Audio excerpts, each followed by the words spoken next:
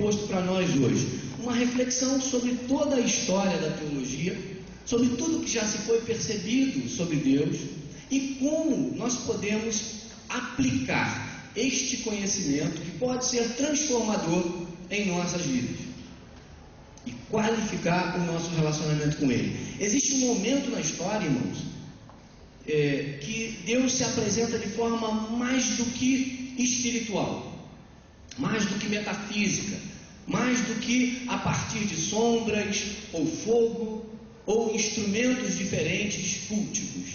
E esse momento da história é o momento em que Ele se materializa e faz com que a nossa percepção sobre Ele seja muito, muito, muito intensa e densa, porque agora Ele se humaniza na pessoa do Cristo, na pessoa de Jesus. E na pessoa de Jesus, Ele se apresenta assim como nós e nos ensina como Ele é mediado e percebido a partir de nós humanos, na pessoa de Jesus, humanamente falando. E essa experiência deu base para toda a nossa teologia neotestamentária a partir de Jesus, que é o Novo Testamento que utilizamos, para afirmar formas de Deus, caráter de Deus, a essência de Deus, que Deus é poderoso, que Deus é misericordioso, que Deus é perdoador, que Deus é salvador na pessoa do Cristo. Todas as afirmações que usamos sobre Deus, o cantar sobre Deus, o ler o texto bíblico que fala sobre Deus nas relações humanas, a sua grandiosidade, o seu grande poder, o seu prazer em nos resgatar da perdição. Tudo isso se afirma na pessoa de Jesus. E isso é teologia. Quando olhamos para Cristo hoje, quando olhamos para Jesus, o Cristo hoje, olhamos para essa figura que é capaz de apresentar-nos sem sombra de dúvida quem é Deus. E Ele faz isso de uma forma muito, chamaria, extrema, quando, a partir da compreensão da mente humana, não há maior sacrifício senão a vida. E Ele faz isso de forma muito plena, porque Ele entrega a sua vida por mim e por você e por toda a humanidade ao longo da história. Teologia vai nos ajudar a pensar como essas ações se aplicam para além desse fato que é o fato que marcou a história humana. Não é assim? A morte de Cristo, a vida, nascimento e morte de Cristo, nascimento, vida e morte de Cristo, marca a história humana. É uma nova fase da nossa humanidade, da possibilidade de viver humano. E Jesus, e essa reflexão teológica nos faz perceber que, embora isso tenha sido uma ação muito extremamente relevante, única e fundamental na vida da humanidade, insubstituível, ela é parte de pequenas ações do dia a dia. Como me apropriar dessa ação de Deus que se materializa e vive, ensina e morre por mim e ressurge por mim e aponta para um caminho para além do viver físico, que é me levar para a eternidade, tanto me alcançar em tempos de humanidade quanto me levar para toda a eternidade. Essa reflexão nos faz pensar em alguns pequenos detalhes, e é nos pequenos detalhes que a teologia e o Deus e o Cristo que proclamamos se faz presente.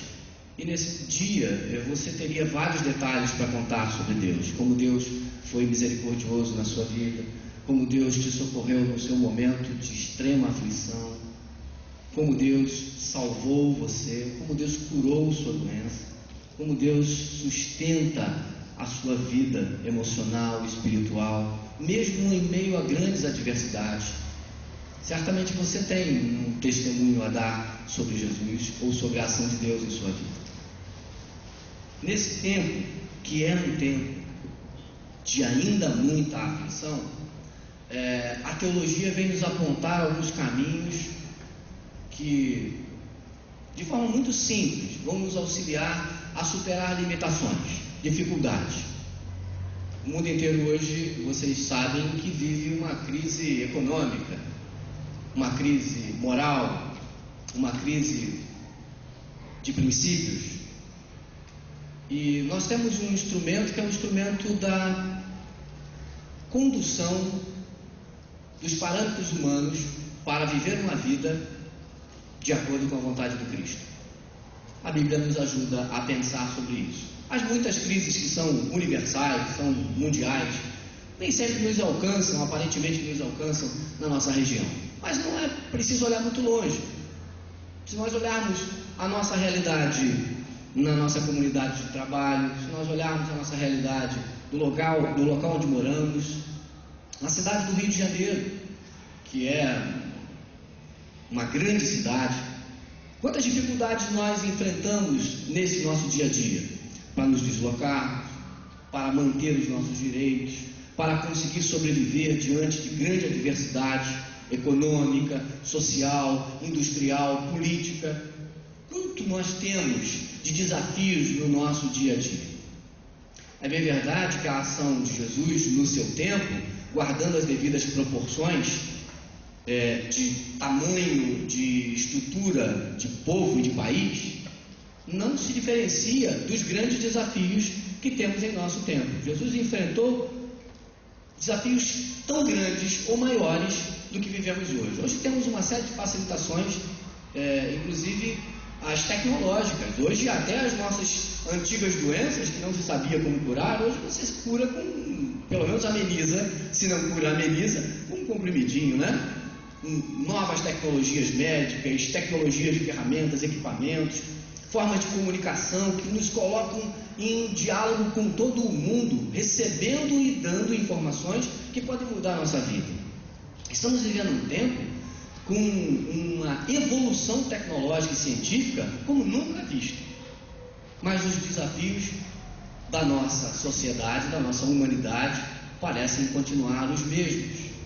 Porque, curiosamente, a tecnologia, comunicação, formas de solução tecnológica e até de deslocamento, já estamos falando de Marte, já existem aí os nossos astronautas sendo preparados para ir a Marte, ficar quase um ano hibernando. Nós temos muita descoberta tecnológica, mas quero afirmar aos irmãos que uma grande oportunidade e o local de aprendizado para construir soluções para relacionamentos humanos não existe outro. Mesmo os grandes psicólogos, terapeutas e pesquisadores na área, não existe outro senão o conhecimento sobre quem é Deus na pessoa de Jesus. Nós estamos falando de alguma coisa que está para além do ensaio no laboratório, está na sua vida, na minha vida, que é o desafio do relacionamento, a vida comunitária. Então, ao longo da história, se você ler o texto bíblico apenas olhando os fatos hollywoodianos, você vai perder aquilo que de mais precioso tem em toda a Bíblia. E eu vou dizer para você o que é. É o relacionamento entre o homem e Deus e entre os seus iguais.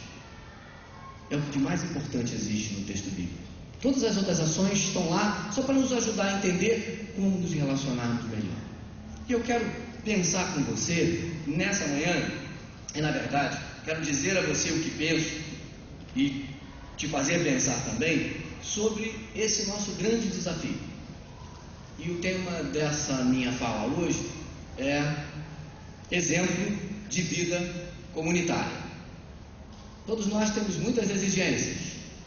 Talvez em nossas próprias casas tenhamos diferenças importantes.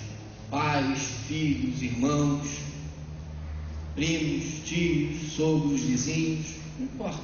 Temos diferença. E curiosamente, estamos vivendo aqui nesse ambiente, Primeira Igreja Batista de Paciência, um ambiente comunitário. Temos diferença? Claro que não, né? Aqui é o único lugar que nós não temos nenhuma diferença, né? Aqui nós somos todos iguais, né? Nós agimos com unanimidade. É uma impossibilidade, não é mesmo, irmãos? E eu quero chamar a atenção para os irmãos que nenhuma fórmula química, nenhum método físico, nenhuma grande ferramenta ou tecnologia vai criar solução para as nossas diferenças, senão o conhecimento do que Cristo e o Evangelho propõem para mim e para você. Isso pode ser bom? Eu vou dizer para você que é bom. É bom. Porque primeiro nós precisamos. Quem aqui gosta de viver sozinho? Ninguém, né, irmã? Ninguém vive sozinho, né, irmã? Nós precisamos. Não, mas nós precisamos uns dos outros. Precisamos uns dos outros. A relação humana é uma necessidade humana. Nós somos criados para comunhão, nós somos criados para relacionamento. Senão Deus faria um. E se você olha o texto original, Deus fez dois. Deus coloca, irmãos, na sua criação fôlego de vidas. É o que está no original hebraico. Não é fôlego de vida, como nós chamamos aqui, como se fosse uma vida. Fôlego de vidas. Deus não faria isso se não fosse para que nós vivêssemos em comunhão.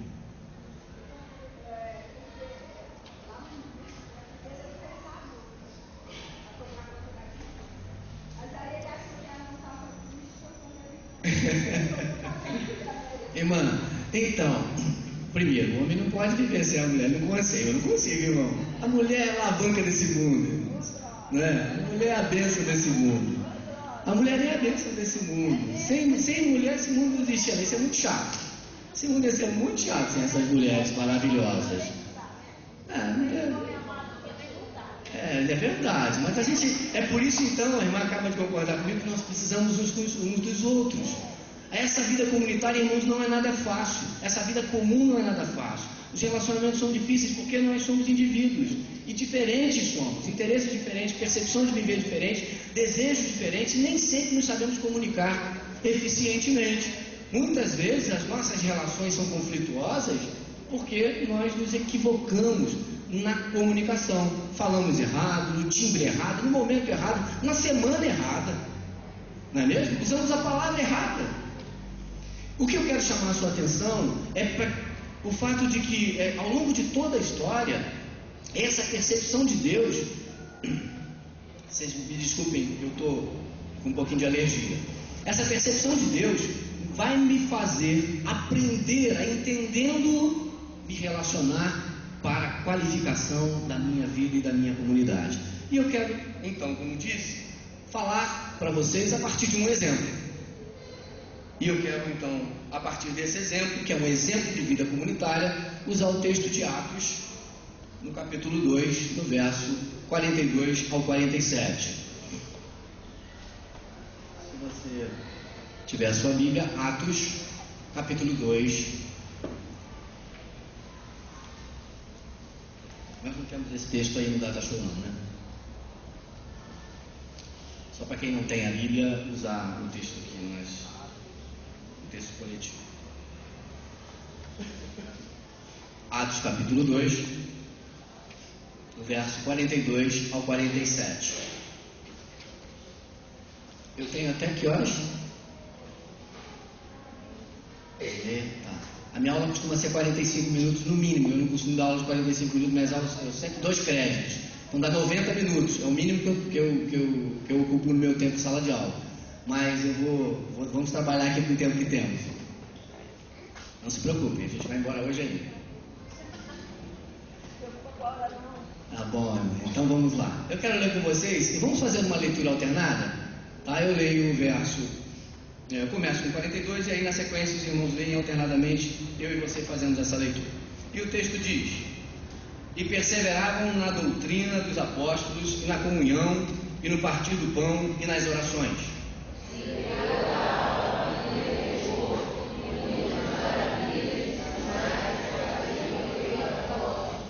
E todos os que criam estavam juntos e tinham tudo em comum.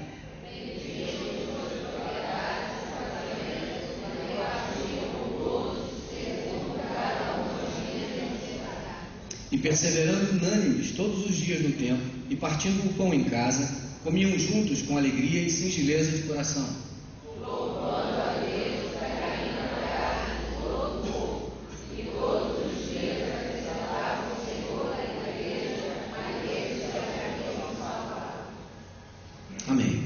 Vocês conhecem esse texto, já ouviram falar desse texto. Esse texto vai falar do momento em que a igreja primitiva está se estabelecendo, e esse estabelecimento não se dá na sequência como o texto apresenta, embora nós sempre que lemos o texto partimos do verso anterior, que diz no verso 45: os que aceitaram a mensagem foram batizados, e naquele dia houve um acréscimo de cerca de 3.000 pessoas.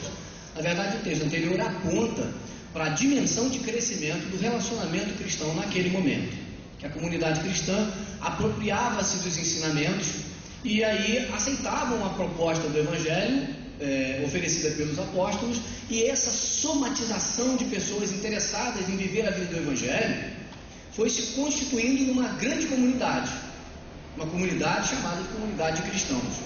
E ao longo da história, o escritor de Marcos vai apontar para o fato de que essa comunidade precisava ter parâmetros de convivência.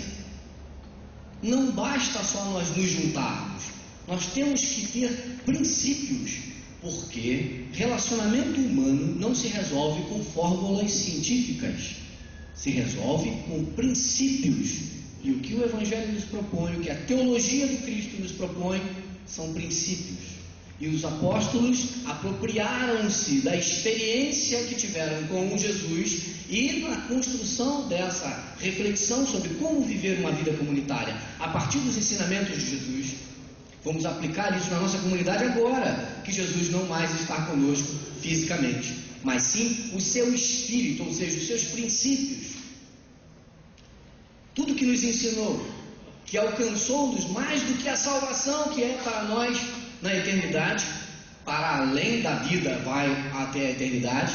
Para além disso, o Cristo que nos alcança é o Cristo dos princípios, que nos ensina a conviver, que nos ensina ao relacionamento, ao suporte, à superação. E o que os discípulos apontam no contar do escritor de Atos algumas experiências assim, são algumas experiências que vão fazer diferença na vida daquela comunidade, assim como pode fazer e vai fazer e faz diferença na minha e na sua vida e na vida de toda a nossa sociedade. E esses princípios eu começo a apontá-los dizendo para vocês o seguinte, irmãos: exemplo de vida comunitária se afirma, em primeiro lugar, com o reconhecimento da necessidade de aprender.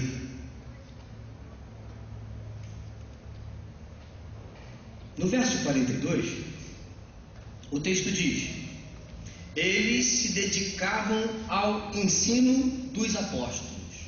A sua primeira fala. Você conhece alguém que sabe tudo? Se comporta como tal? Melhorei a pergunta, né? Que sabe tudo, a gente acha que ninguém sabe tudo, mas que se comporta como se soubesse tudo. É bom viver com essa pessoa? Tranquilo, né? A pessoa é agradável, ela está sempre pronta a te ouvir. A pessoa que sabe tudo, é só você ir a ela e perguntar que ela te diz o que você tem que fazer, né? Ela chega a te escravizar, de tanto que ela sabe. E é comum, irmãos, que isso seja um motivo de cisão, e simples e rápido. Porque nós também sabemos tudo muitas vezes, pelo menos tudo sob o nosso ponto de vista. Não é assim? Então, um dos princípios que vai nos ajudar a viver essa vida comunitária de forma diferenciada, então, uma vida comunitária como essa proposta pelo Cristo, é o reconhecimento da necessidade de que preciso aprender. Preciso aprender. E isso é tão relevante, é um diferencial tão significativo na vida humana, que mudará, inclusive, o seu status social, a sua condição de aprendizado, te tirará do lugar da imagem que você tem em relação a toda a sua comunidade. É bom você conhecer alguém que está com o coração aberto ao aprendizado. Um dos meus professores, uma certa vez, quando entrou na sala de aula, ele perguntou assim: qual é o coração que aprendeu hoje aqui? Tem algum coração aprendiz hoje aqui? No sentido de tem alguma mente querendo aprender? Nos provocando a abrir a mente ao conhecimento, abrir a mente ao aprendizado, porque a vida que você tem e o conhecimento que eu e você temos, irmãos, não é nada diante do que Deus é, do que as coisas são. Você imaginava há bem pouco tempo que nós estaríamos vivendo esse grande movimento tecnológico, científico? Há uns 15 anos atrás, comprar um celular tinha que pagar R$8.000. Hoje você vai ali, você ganha ele para comprar uma conta lá e pagar. Hoje você fala com o mundo inteiro, online. Eu falo com meu sobrinho nos Estados Unidos, online, ele me vê e eu vejo ele, a gente está vivinho lá, né? As coisas mudam, irmãos, e não fomos nem eu acho que também não foi você que desenvolveu essa tecnologia, foi assim? Então nós temos todos os conhecimentos, nós temos algum conhecimento sobre parte de viver, sobre aquilo que nós nos apropriamos relativamente bem e que serve para nós vivermos uma vida que é essa nossa vida do dia a dia. É preciso saber, irmãos, que se eu quero qualificar a minha vida comunitária, eu preciso reconhecer a necessidade de aprender. E no verso 42 ele aponta isso. Ele aponta também, irmãos, para uma outra ação, para a ação da dedicação ao ensino e à comunhão ampla.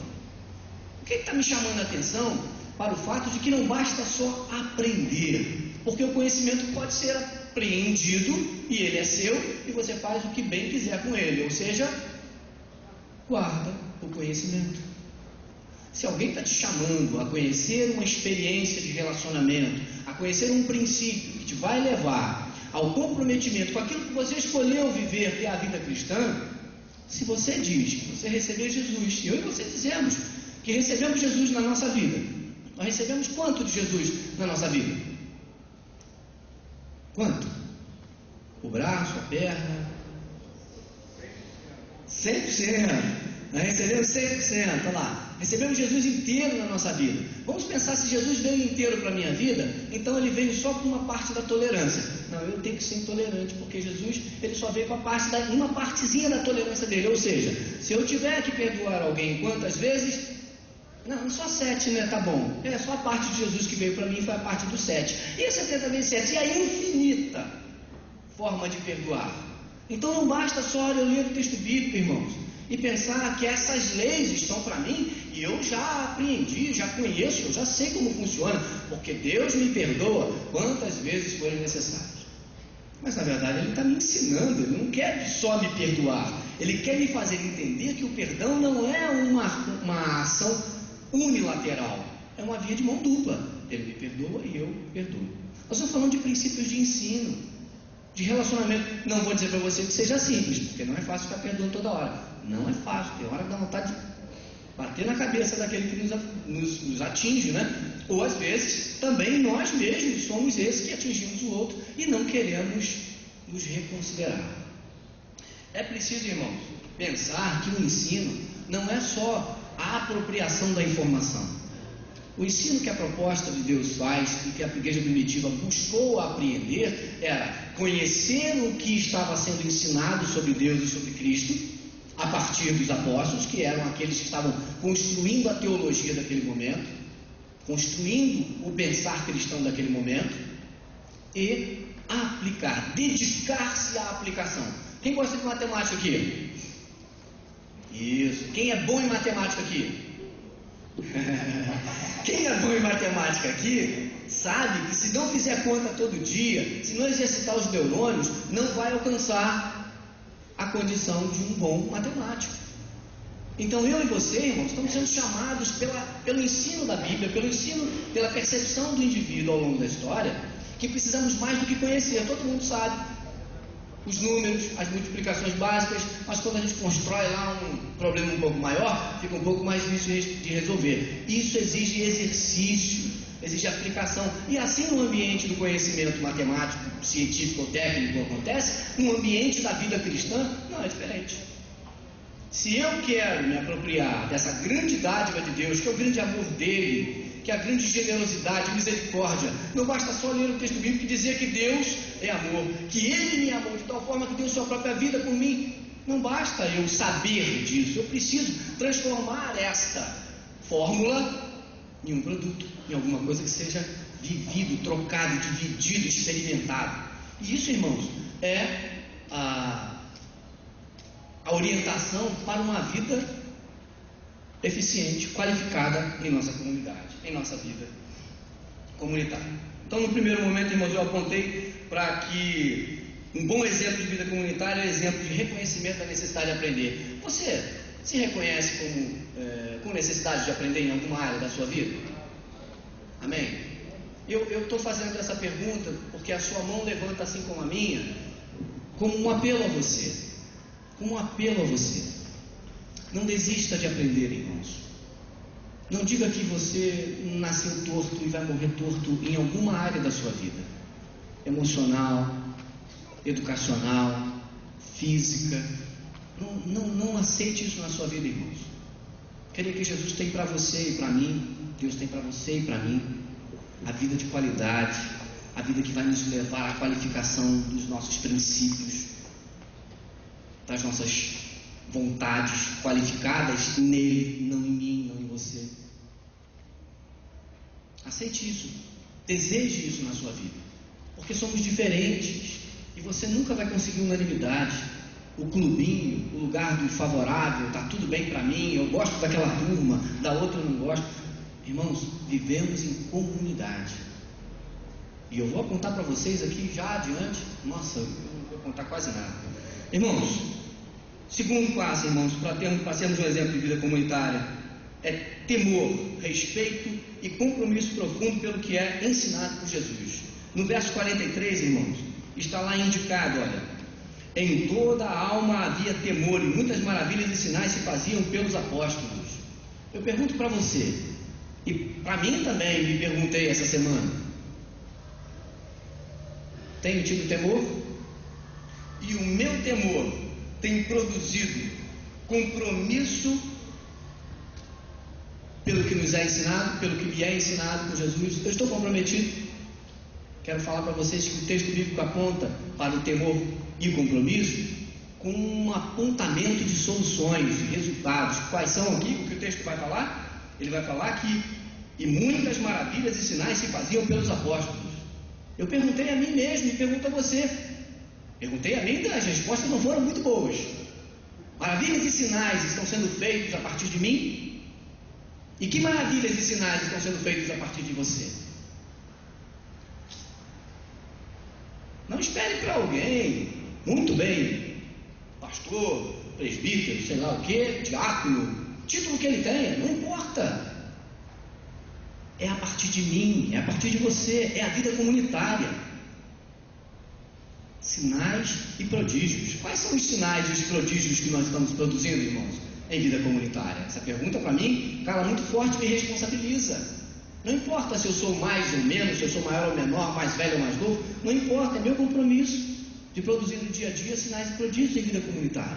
Quero qualificar a minha vida comunitária, e eu não chamo de vida comunitária só esse espaço que estamos, chamo de vida comunitária o lugar onde o nosso pé pisa.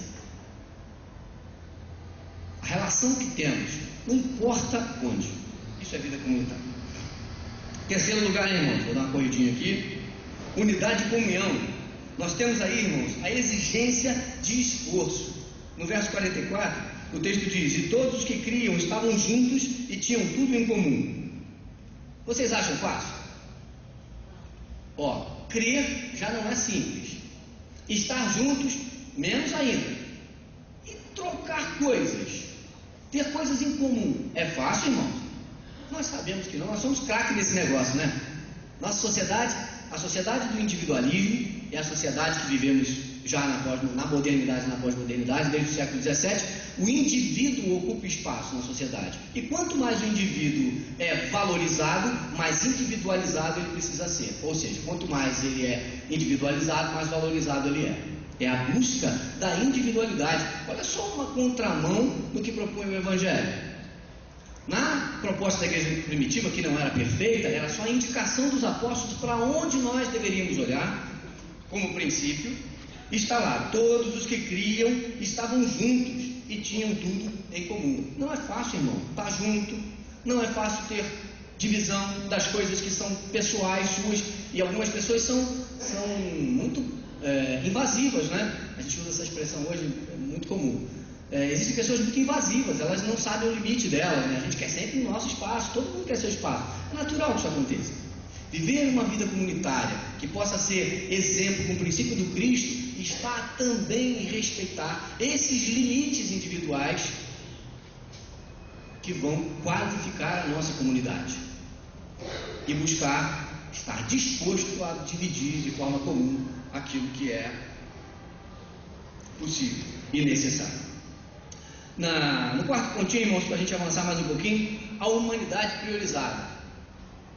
Eu quero dizer para os irmãos que o exemplo de vida comunitária tem por princípio a humanização.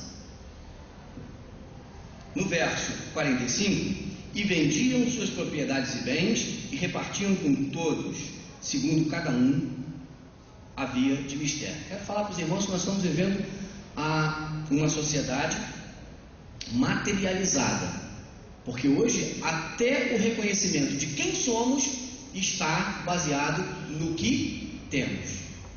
Não é assim que a gente vive hoje?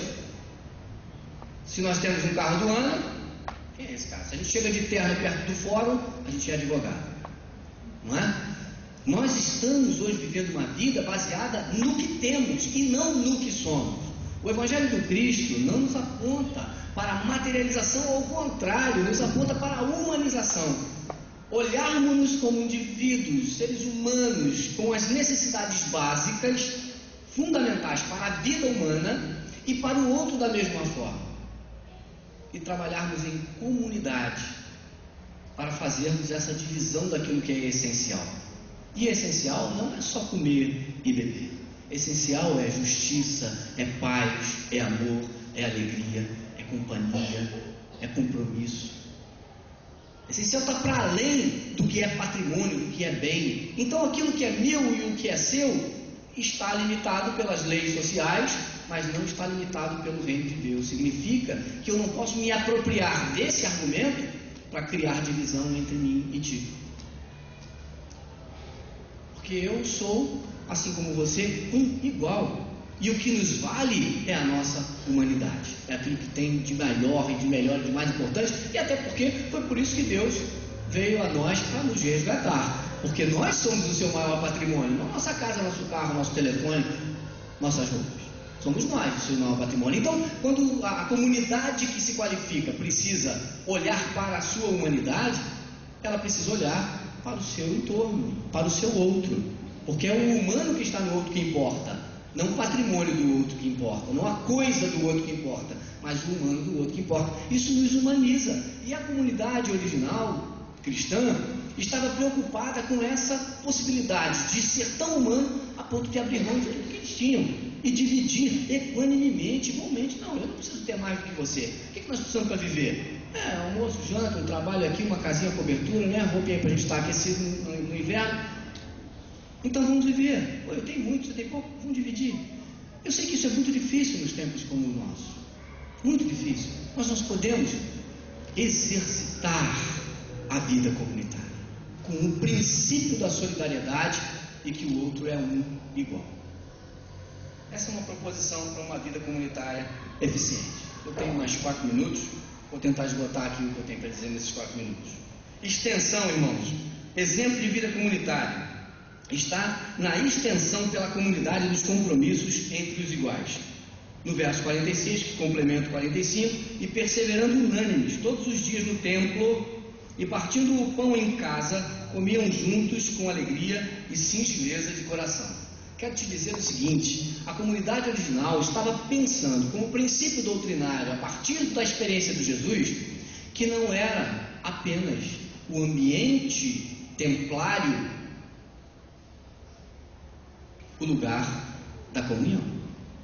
Muito para além disso, está citando no texto, olha, e perseveravam unânimes todos os dias no templo, e partindo o pão em casa, comiam juntos com alegria e singeleza de coração.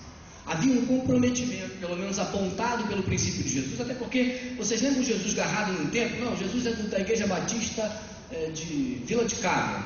Jesus estava lá? Não. Jesus é da Igreja Batista de Jerusalém. Jesus não estava, não tinha tido. Você é mesmo de qual igreja, Jesus? Sou da igreja. Gente, a proposta da vida comunitária está com um comprometimento meu como seguidor de Jesus de ultrapassar o meu limite físico, que é interferir definitivamente na vida da minha sociedade, na minha rua, com os meus vizinhos, positivamente, levando a paz do Cristo, o amor do Cristo, a salvação do Cristo que te alcançou e que precisa ser multiplicada. Essa teologia do Cristo não é uma teologia de consumo, muito pelo contrário, é uma teologia de doação.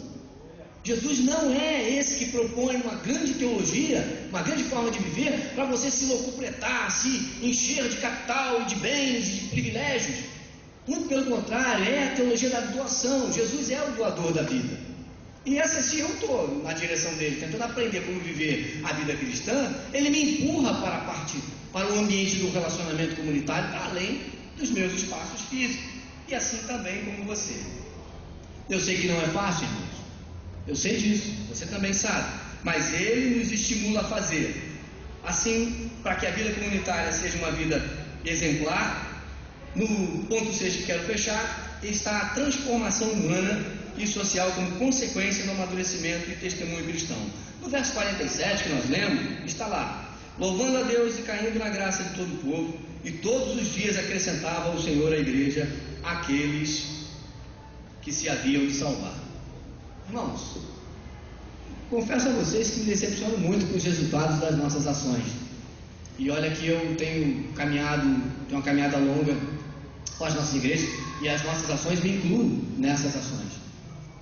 Não temos sido eficientes na proclamação, na vivência da vida cristã comunitária, visto quantos se juntam a nós. Quando nós entendermos o papel da vida, o papel do cristão, o papel do seguidor do Cristo em nossa vida, em nossa sociedade,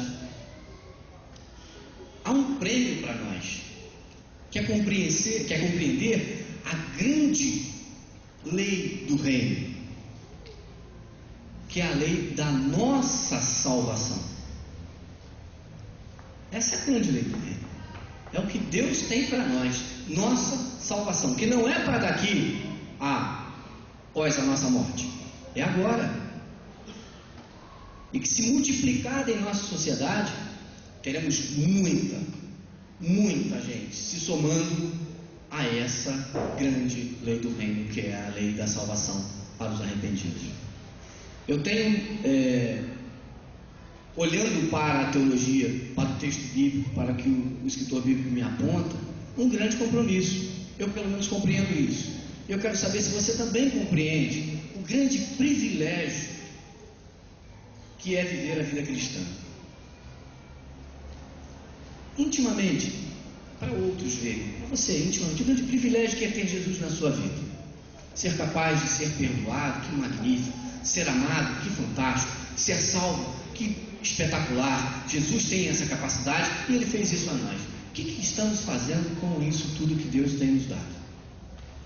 Eu sou inquieto em relação a isso. E muitas vezes frustrado comigo mesmo, porque não tenho explorado o que Deus tem colocado em minha vida.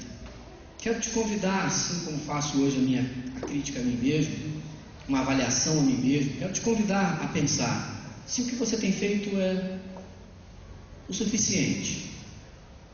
Talvez para a instituição, para a organização, Primeira Igreja Batista, sim. No reino de Deus. Quanto de Cristo há em nós? O quanto de Jesus há em nós? O quanto de Evangelho está dentro de mim e de você? O quanto nós poderemos dar um pouco mais disso que temos recebido? Quero te convidar a essa reflexão e quero também te convidar ao compromisso de refletindo sobre isso, percebendo possibilidades de fazer um pouco mais. Fazer um pouco mais, não do compromisso social, mas um pouco mais do compromisso do Cristo, da boa nova do Cristo. Realizar isso, já a partir de agora. Você deseja fazer isso comigo? Deseja? Refletir sobre isso, comprometer-se um pouco mais? Amém? Vamos orar então? Posso orar, irmão? Senhor, muito obrigado por esse dia, pelo que ouvimos aqui. A Tua palavra e os Teus ensinamentos precisam ser norte para as nossas vidas, e eu te peço isso, Pai. Prepara-nos o coração, a mente, para, sabendo que pouco sabemos, buscarmos o Teu conhecimento. E assim, Senhor, aplicarmos em nossa vida e multiplicarmos na relação com o outro. Ajuda-nos a transformar a nossa vida comunitária num lugar de bênção, de vitórias, de prosperidade também, de justiça, de paz, de amizade, de amor, de perdão, de piedade, de conforto, de consolo, de divisão.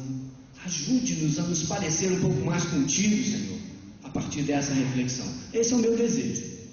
E eu peço-te, Senhor, que sobre a vida dos teus filhos que aqui estão, derrame grandes bênçãos. Bênção do conhecimento, da reflexão, do bom senso, do teu grande amor, do teu Espírito Santo que pode nos mover na direção de fazermos a tua vontade. E assim, Senhor, o teu nome certamente será louvado, certamente será engrandecido na pessoa do teu Filho e nas ações de todos nós que desejamos te seguir de forma cada vez mais implicada, cada vez mais intensa. E é por isso, Senhor, que te agradeço nessa manhã por essa chance, por essas pessoas, e ajuda-nos a fazer a diferença, transformando nossa comunidade numa comunidade exemplar para o teu reino, exemplar para as leis do teu reino. E assim sendo, somos gratos a ti, em nome de Jesus. Amém. Obrigado, queridos.